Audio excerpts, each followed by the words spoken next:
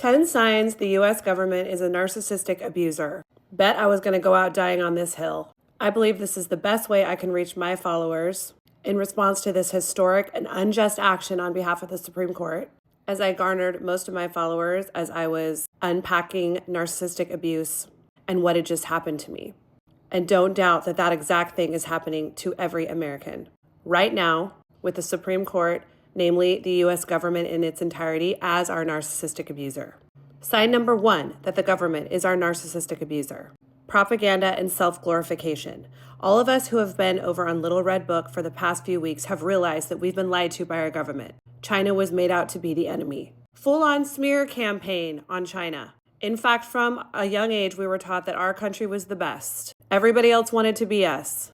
And now that we're in our adulthood, we're realizing that the experience is much, much different than what we've been sold. We are all struggling to make it day by day in the hustle and grind with no health insurance. Almost none of us own homes.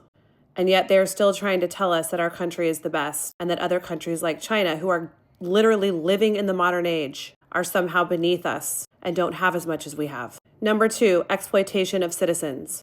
Laws are enacted to funnel resources from the people to the top tier echelons of government. And if we have not seen this with our politicians investing in Meta and now trying to crash TikTok through their governmental mantle, I don't know what proves that more.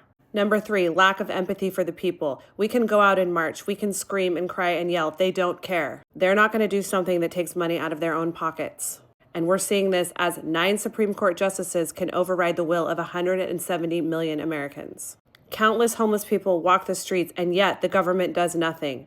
Kindergartners are gunned down in classrooms, and yet the government can do nothing. But they all can miraculously come together to ban this app, to take this one semblance of joy and connection that we have. No empathy for kindergartners being gunned down in their classrooms? Disgusting. Number 4, manipulation and gaslighting. The government distorts or denies facts to mislead its citizens, literally turning a blind eye to our suffering. Watching people die because health insurance companies refuse to pay for the benefits that citizens have paid for their entire lives. Watching as we work 2 jobs just to put food on the table, as we pay $8 for a pound of corn. All the while telling us that we're lucky to be born as Americans, that this is the greatest country in the world, and anybody who denies that or says different is unpatriotic. Trying to separate us through party lines, through racial lines, through gender wars. All of it's a manipulation to keep us from looking at them and their actions and how they've exploited us. 5, cronyism and nepotism. Leadership positions and lucrative contracts are passed out amongst each other like candy. It's all about bringing the guy next to you that's in your family or your best friend up to the top with you, coalescing with corporations, receiving bribes to pad their own pockets, to put their own riches ahead of their job as representatives of the people.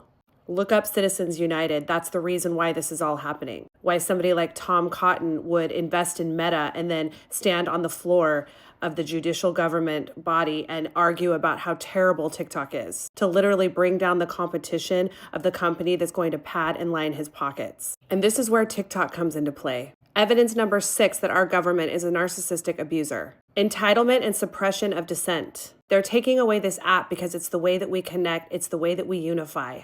It's the one thing we can all come together on and agree shouldn't be taken away, despite what our affiliations are on party lines. And not only that, we can understand one another. We can see each other as human.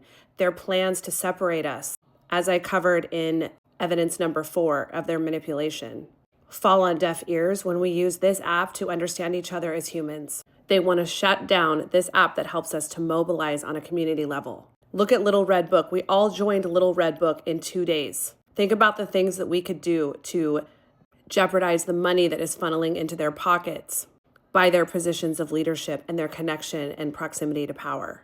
Number 7, control over institutions. Our democratic structures, judiciary, and electoral systems are corrupted by these politicians seeking for financial gain and power to ensure that they serve the ruling class as opposed to the everyday man. They're not acting as checks on power, and we can see this in the way all 3 branches of government came down so swiftly to ban this app. Not one of them recognized that this was a complete power grab. And they did it because they all benefit from us being silenced and TikTok being banned.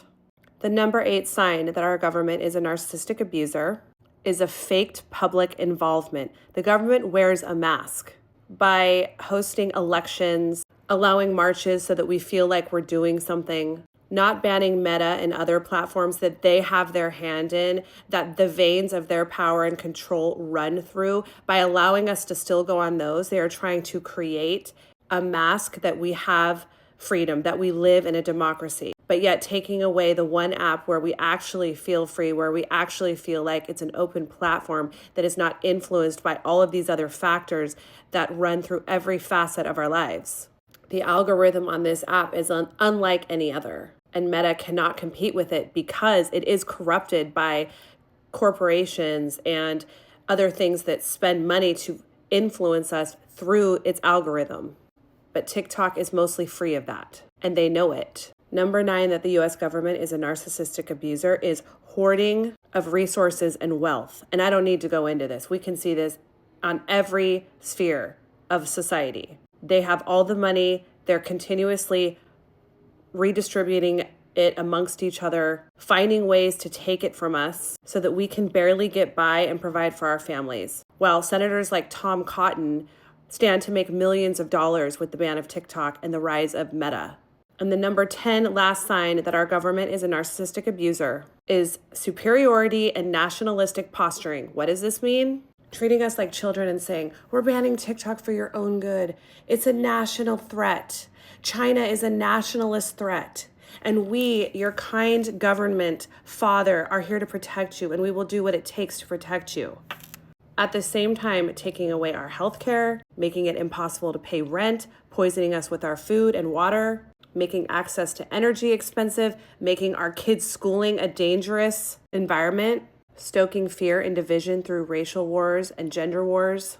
At the same time, patting us on the head and telling us that they're doing best to keep us safe, to protect us from foreign adversaries like China, to protect us from the evils and corruption of communism. And yet we're over there on Little Red Book seeing that they're spending $1 for a pound of food, that they have free breakfast and lunches at their workplaces, that their kids are being fed at school and they're having enriching educational experiences, that their public transit is top tier and modern and takes the citizens to work in a comfortable, affordable method.